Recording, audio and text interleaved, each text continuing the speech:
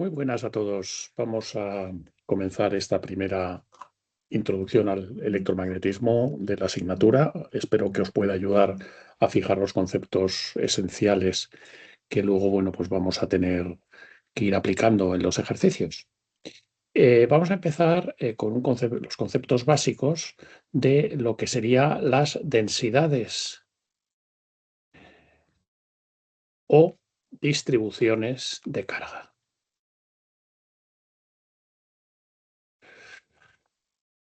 Bien.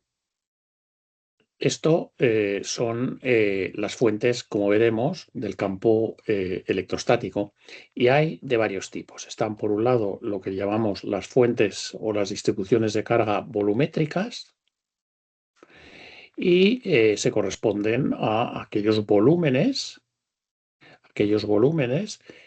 que están rellenos de carga. Normalmente se indican con la letra ρ sub v, y, como digo, son aquellas que ocupan un determinado volumen del espacio. La densidad volumétrica de carga, por tanto, al ser una densidad, es la carga que hay por unidad de volumen. Por lo tanto, será diferencial de Q partido por diferencial de volumen, y las unidades, por lo tanto, son de carga partido por volumen, o sea, columbios metro cúbico. ¿Cómo calculamos la carga total que hay encerrada en un determinado volumen? Pues simplemente haciendo la integral extendido a ese volumen de la densidad de carga diferencial de volumen. El siguiente tipo que hay de distribución de carga son las cargas superficiales. Y las cargas superficiales, bueno, pues tengo una determinada superficie, ¿vale? Y entonces en esta determinada superficie yo tengo una densidad superficial. La densidad superficial, tengo una determinada carga distribuida. La densidad superficial, que a veces se pone con la letra griega sigma, se denota como la carga por unidad de superficie, y por lo tanto las unidades serán coulombios metro cuadrado, y para hallar la carga total contenida en esa superficie, pues haré la integral a la superficie de la ρ sub s diferencial de superficie. Luego tengo las distribuciones lineales de carga, cuando yo tengo la carga distribuida en una determinada curva del espacio. Se denotan como lambda, la densidad lineal de carga, y es la carga por unidad de longitud de esa curva. Por lo tanto, unidades serán coulombios metro, y la carga total que contiene esa curva será la integral a lo largo de la curva de la densidad diferencial de longitud. Y por último, tenemos las cargas puntuales, donde, bueno, pues son cargas ideales que yo las tengo en un punto determinado, y directamente, bueno, pues la carga Q sub I se mide en coulombios, y, bueno, pues la carga total que yo tengo en mi problema, pues simplemente hay que hacer la suma de esas cargas individuales, pues desde la primera hasta la última carga que yo tenga. Bien. La siguiente fuente de campo, en este caso será de campo magnético, es lo que se llaman las densidades o distribuciones, en este caso ya no de carga, sino de corriente. Bien, la densidad o distribución de corriente, pues volvemos a tener de varios tipos. Tenemos las volumétricas, las densidades de corriente volumétricas, y se corresponden cuando yo tengo una determinada superficie cargada, entonces esa superficie se mueve con una determinada velocidad y da lugar a la densidad de corriente J sub V. Repito, esa superficie se desplaza en el espacio y barre al final un volumen, y eso genera una densidad volumétrica de corriente. Por lo tanto, la densidad volumétrica de corriente será la densidad de carga, que será diferencial de Q partido por diferencial de S, o sea, esto en definitiva es una superficie que tiene una determinada densidad de carga, partido por la unidad de tiempo. y tiene, como podéis ver, un carácter vectorial, y el carácter vectorial se lo damos con un vector u, que es un vector unitario, que lleva el sentido de movimiento de la corriente, el sentido de movimiento de la corriente. Y así le damos el carácter vectorial. Y esto, pues son amperios por metro cuadrado, como podéis ver, porque diferencial de Q partido por diferencial de T es una corriente que se mide en amperios y el diferencial de S, pues, en metros cuadrados. Densidades volumétricas. Como hallamos la corriente total que genera esa corriente, densidad de corriente en una determinada superficie? Bueno, pues simplemente extendiendo a la superficie la densidad volumétrica. Luego es el flujo de la, de la densidad volumétrica de corriente. Luego sería el flujo de J sub V a través de la superficie S, que es la superficie en la que yo estoy calculando la corriente atravesada. Bien, hay veces que los problemas lo que tengo es no una densidad superficial, sino una determinada densidad volumétrica, o sea, estamos hablando de coulombios partido por metro cúbico, que se mueve a una velocidad v. ¿Vale? Entonces, en este caso también se genera una densidad volumétrica de carga. Lo que pasa es que en este caso la forma de calcularlo es la siguiente: es directamente multiplicar esa densidad volumétrica de carga que se mueve por el vector velocidad en el que se mueve, y tendremos, por supuesto, una densidad también volumétrica, con lo cual volveremos a tener amperios metro cuadrado. Pero digo que en este caso lo que se está moviendo con una velocidad v es una densidad volumétrica de carga, no una densidad superficial como tendríamos en el primer caso. Bien, el segundo tipo de densidad o distribución de corriente es lo que se llama la distribución superficial de corriente. La distribución superficial de corriente, pues, es bajar una dimensión. Lo que tengo ahora no es una superficie, sino que tengo una determinada curva que se desplaza con una determinada velocidad y me genera una densidad superficial de corriente. ¿Cómo se calcula? Bueno, pues de la misma forma. En este caso, como es una densidad de carga lineal que se está desplazando, tendré la densidad de carga, que será dQ partido por dL, y para convertirlo en corriente dividimos por el tiempo, por el diferencial de tiempo, por el mismo vector unitario que va en la dirección, en el sentido de movimiento de la corriente, y se medirá en amperios por metro. ¿Cómo hallamos la corriente total que atraviesa, pues, una determinada longitud L? Bueno, pues la corriente total la hallaremos simplemente con la integral de la distribución superficial, escalar el diferencial de longitud a lo largo de esa curva en la dirección n y extendido a la curva L. Esa sería la corriente total que atraviesa bueno, pues una determinada longitud L. También aquí ocurre lo mismo. Puede ocurrir que yo tenga, en vez de una densidad lineal de Q de L atravesando o moviéndose con una velocidad v, sino que puede ocurrir que tenga una densidad superficial, que serían coulombios metro cuadrado, que se mueve con una velocidad v. ¿Vale? Sería el caso, pues eso, con una, pues, por ejemplo, este plano con una ρ sub s que se mueve hacia allá con una velocidad v. Entonces, en ese caso, también podría estar generando una densidad superficial de carga. Lo que pasa es que en este caso la densidad superficial de carga habría que calcularlo como esa densidad superficial por la velocidad a la que se mueve esa densidad superficial de carga, y las unidades serían amperios por metro. Finalmente, tenemos las distribuciones de corriente filiformes. Las densidades filiformes son cargas individuales que se mueven a lo largo de curvas. Cargas individuales que se mueven a lo largo de curvas. Y entonces, bueno, pues es muy sencillito. En este caso, directamente podrías, la corriente total normalmente es una corriente que ya directamente se da directamente en amperios, no hay que andar haciendo ninguna cuenta en especial. Y lleva pues la dirección del movimiento de las cargas, como sabemos.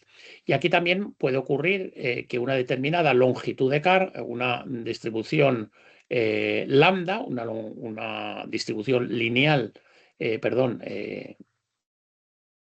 sí, unos determinados coulombios por metro que se muevan a una velocidad v, una densidad lineal de carga que se mueva a una velocidad v. Entonces, en este caso, eso también estaría generando una corriente que ya, bueno, se puede calcular directamente como esos coulombios por metro por una velocidad, la velocidad v a la que se mueve, y entonces eso daría directamente amperios. O sea, en el caso de filiforme, realmente, bueno, pues no estaríamos propiamente hablando de una densidad de corriente, sino directamente de la intensidad de corriente en sí.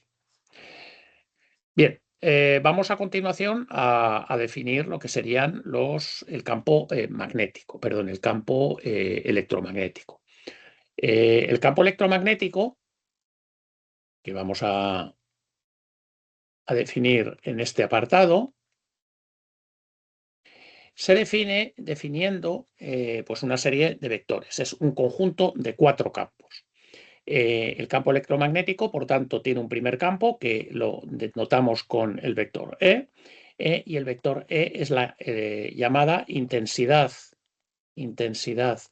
de campo eléctrico o directamente campo eléctrico, y las unidades son voltios por metro habitualmente. Hay otro campo relacionado con el campo eléctrico, que es el campo D, que este tiene varios nombres. Por ejemplo, hay libros que lo llaman el desplazamiento eléctrico o vector desplazamiento. A veces lo llaman inducción eléctrica y en algunos casos lo llaman densidad de flujo eléctrico. Cualquiera de estos nombres hace referencia al vector D, y las unidades del vector D son coulombios por metro cuadrado. Luego tenemos los dos campos magnéticos, que estaría por un lado el vector H, que es lo que se llama la intensidad de campo magnético, perdón, y se mide en amperios por metro. Y por último tenemos el vector B, que también tiene 3 nombres. Hay directamente unos libros que lo llaman directamente campo magnético, sin más. Hay libros que lo llaman densidad de flujo magnético y unos que lo llaman inducción magnética. ¿Vale? Hay que distinguir bien esos nombres. Y las unidades pues son, en el sistema internacional, Weber por metro cuadrado, y esto es, en algunos libros, pues directamente lo llaman teslas. ¿Vale? Bien, es importante recordar que si una determinada carga Q se mueve con una velocidad v en una zona del espacio donde hay un campo electromagnético, o sea, hay unos vectores E y B donde se mueve esa carga Q, pues esa carga Q experimenta una fuerza que es lo que se llama la fuerza de Lorentz, y experimentalmente se calcula como el producto de la carga por el campo eléctrico más el producto de la carga por el producto vectorial de la velocidad de la carga con el vector de campo magnético P. Y esto, lógicamente, siendo fuerza, pues tiene unidades de Newton. Bien, esto sería el campo eléctrico, las magnitudes, los vectores o los subcampos, si queréis decir, que forman el campo eléctrico. Bien, el campo eléctrico depende del medio en el que esté inmerso. Y lo que vamos a ver ahora es precisamente la relación que hay entre los campos que hemos visto y los medios en los que esos campos pues, ejercen su influencia. Entonces, por un lado, tenemos la primera relación que se llama relación constitutiva del medio, que es la relación entre D y el campo E, y es a través de una constante que se denota como epsilon. La constante epsilon es el producto, a su vez, de dos constantes, que es la epsilon sub r por la epsilon sub 0. La epsilon sub 0 es lo que se llama la permitividad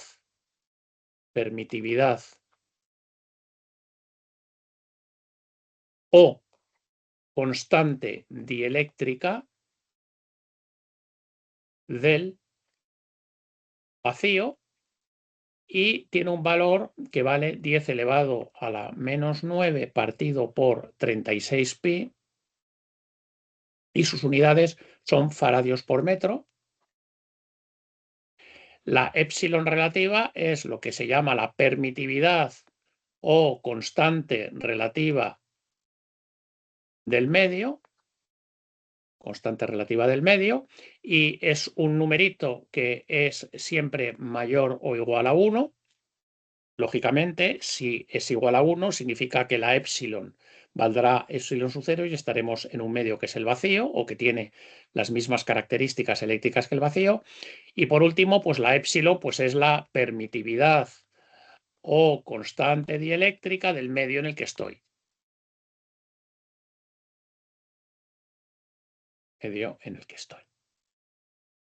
Bien, luego la otra relación constitutiva es la relación entre el campo B y el campo H, y se establece a través de otra constante que llamamos mu, y que en este caso la constante mu, pues de la misma forma que con la constante epsilon, es el producto de una mu relativa por una mu sub 0. La mu en este caso se llama la permeabilidad o constante magnética del medio, permeabilidad o constante magnética del medio. La mu sub 0 es la que tiene el vacío, y la del vacío es una constante que es 4pi por 10 elevado a menos 7 unidades henrios por metro. Y la mu relativa, en general, en esta asignatura, la consideraremos que siempre es igual a 1. Mientras no nos digan otra cosa. O sea, consideraremos que los medios magnéticos que manejamos son iguales a los del vacío, aunque, repito, hay otros medios que no son en el vacío y que tendrán una mu relativa distinta. Y por último tenemos otra, bueno, pues no es tanto una relación constitutiva, sino es algo que nos relaciona, en este caso, la densidad de corriente con el campo eléctrico. Y esa relación es a través de otra constante que es sigma. La densidad de corriente, estamos hablando de corrientes volumétricas, o sea, amperios metro cuadrado. Y el tipo de corriente, este tipo de corriente es lo que llamamos una densidad de corriente de conducción. Densidad de corriente de conducción. O sea, veremos que hay distintos tipos de densidades de corriente y hay un tipo concreto que es la llamada de conducción, y es la que se genera o se produce en un determinado medio que tiene esa constante sigma distinto de 0. Si tú en ese medio lo que haces es estableces un determinado campo eléctrico, esta relación te va a decir o te está diciendo que vas a provocar el que aparezcan unas determinadas jotas que se llaman corrientes de conducción. En definitiva, esto no es ni nada ni menos que la ley de Ohm de toda la vida, digamos que en forma generalizada.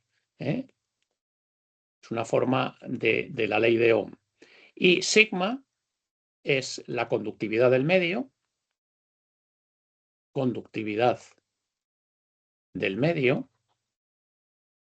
Las unidades de sigma pues son varias, pueden ser o Siemens partido por metro, o a veces se pone como el ohmio hacia arriba partido por el metro, o a veces se pone el ohmio al revés, o sea, el mho partido por metro, ¿vale? Todas estas pues, son unidades posibles para la conductividad del medio. Cuando tengo un medio que es un conductor perfecto, lo que estoy diciendo es que la conductividad es infinitamente grande, y cuando lo que tengo es un dieléctrico perfecto, pues tengo el otro extremo, la conductividad es cero. Son los dos extremos. Y entre medias, bueno, pues tendré una determinada conductividad que, como os he dicho, lo que establece es que si aparece un campo eléctrico, en apariencia de esa conductividad se va a generar una corriente de conducción. Bien, bueno, pues vamos a dar ahora el gran paso siguiente, que es explicitar o escribir las ecuaciones que rigen el fenómeno físico del campo magnético. Y esas son las ecuaciones de Maxwell.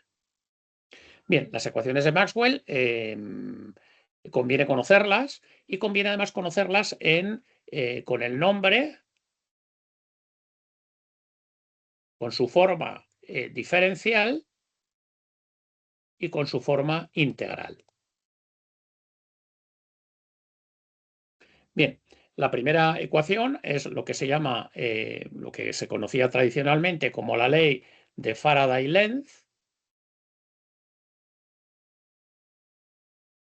En forma diferencial, la ley de Faraday-Lenz se escribe como el rotacional de E del campo eléctrico es igual a menos la parcial de B con respecto del tiempo.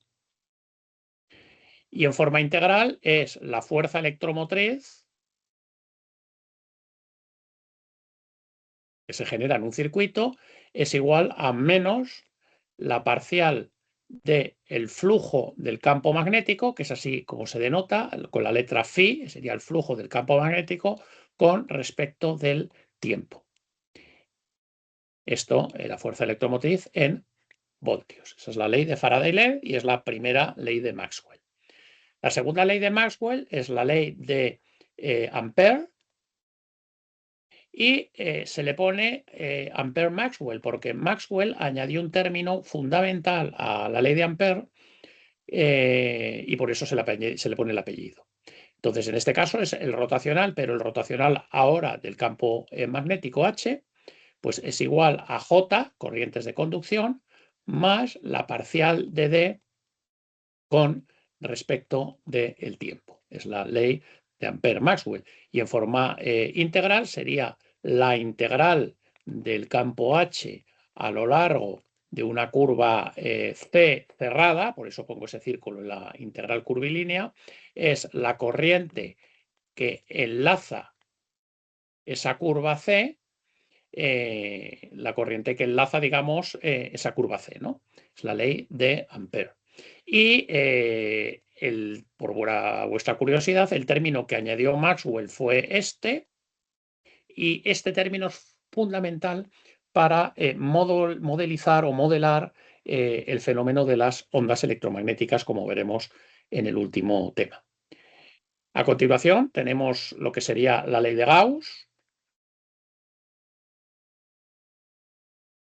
La ley de Gauss en forma diferencial sería divergencia de D es igual a ρ sub V, y en forma integral sería el flujo a través de una superficie cerrada del vector desplazamiento es igual a la carga encerrada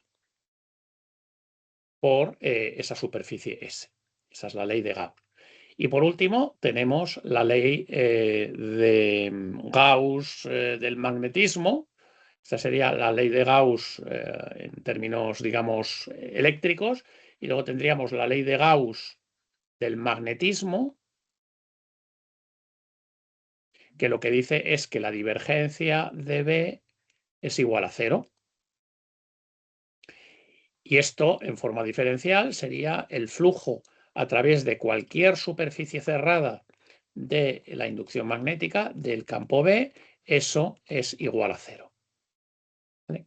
Esas son las 4 leyes de Maxwell en forma diferencial y en forma integral. A veces se le añade una cuarta ecuación al campo magnético, que es una ecuación de continuidad. ¿Vale? Es la ecuación de continuidad. Y la ecuación de continuidad, pues es una ecuación que lo que dice es algo pues como bastante intuitivo. Si la escribimos no parece muy intuitiva, porque sería algo así como diferencial de J más la derivada de ρ sub v con respecto de t es igual a 0. ¿Vale? Pero esto lo que significa físicamente es que la carga ni se crea ni se destruye. Es la conservación de la carga.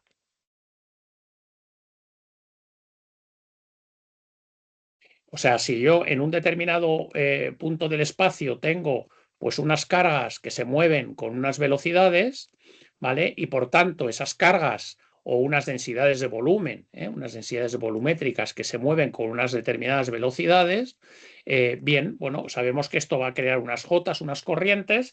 Bueno, pues si yo miro esas corrientes que, por ejemplo, salen de un determinado volumen, pues lo que sale de la corriente es carga que va desapareciendo. ¿Vale? No se puede crear o desaparecer la carga sin que haya sido a través, por ejemplo, de una corriente pues, que ha dejado ese volumen. Esto es lo que significa la ecuación de continuidad. Bien, hay veces que cuando resolvemos las ecuaciones de Maxwell nos encontramos con medios que pegan saltos y que se convierten, que cambian su mu y la epsilon, pues la cambian, ¿no? Y dejan de valer algo a valer otra cosa y además de una forma brusca, ¿no? Por ejemplo, imaginemos que tenemos aquí un medio 1 y ese medio 1 se convierte en un determinado medio 2. Ese medio 1, pues que tiene una determinada constante magnética mu sub 1, una constante dieléctrica epsilon sub 1 y una conductividad sigma sub 1, y en el medio 2, pues las correspondientes mus, epsilon y sigma. Bueno, pues si resolvemos las ecuaciones de Maxwell dentro del volumen o de la región 1, pues tendremos una determinada solución. Dentro del volumen 2 tendremos otra solución, pero la pregunta es, ¿qué pasa en la superficie? ¿Qué pasa cuando yo tengo un salto entre un medio y el otro?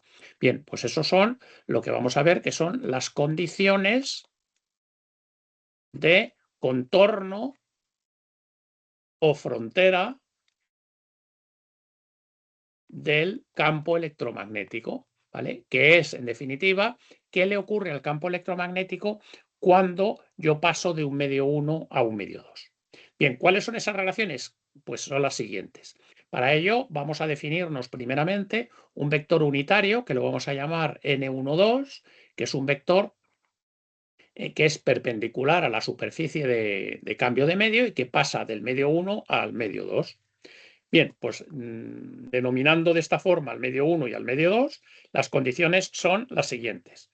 Para el campo E, ¿qué le pasa al campo E cuando hay esa discontinuidad? Pues lo que le pasa es lo siguiente, es n12 vectorial E2 menos E1 en la superficie, eso es igual a 0. ¿Vale?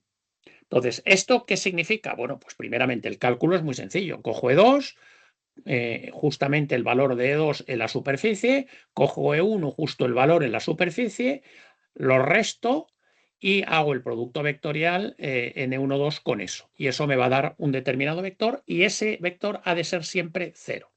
Bien, creedme, esto es muy sencillo de demostrar, que esto es totalmente equivalente a lo siguiente, a decir que la componente tangencial del campo E sub 2 en la superficie se conserva. Es la misma que la componente tangencial del campo en la zona 1 justamente en la superficie. O sea, yo en el 2 puedo tener un campo, el que sea eléctrico, y ese campo siempre va a tener una componente tangencial, o sea, una proyección sobre la superficie. ¿vale? Una componente tangencial. Y de la misma forma, en la zona 1 yo tendré un campo y ese campo va a tener siempre una proyección sobre la superficie, la tangente a la superficie. Bien, pues esas componentes a cada lado se conservan, no pegan nunca un salto. Esa es la condición de salto de las componentes tangenciales del campo eléctrico. Bien, para el campo magnético que tenemos, para el campo H, bueno, pues tenemos otras condiciones que son las siguientes. Es N12 vectorial H2 menos H1 en la superficie, eso es igual a J sub S, donde J sub S es una densidad superficial de corriente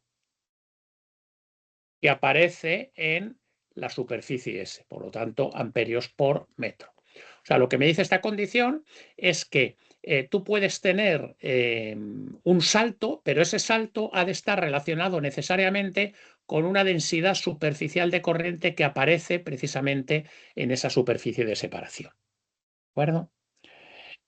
La siguiente condición es la condición sobre el campo D, y ahí la condición se expresa de la siguiente forma: N12 escalar D2 menos D1 en la superficie. Esto es igual a ρ sub S, y en este caso ρ sub S, como podéis imaginaros, es una densidad superficial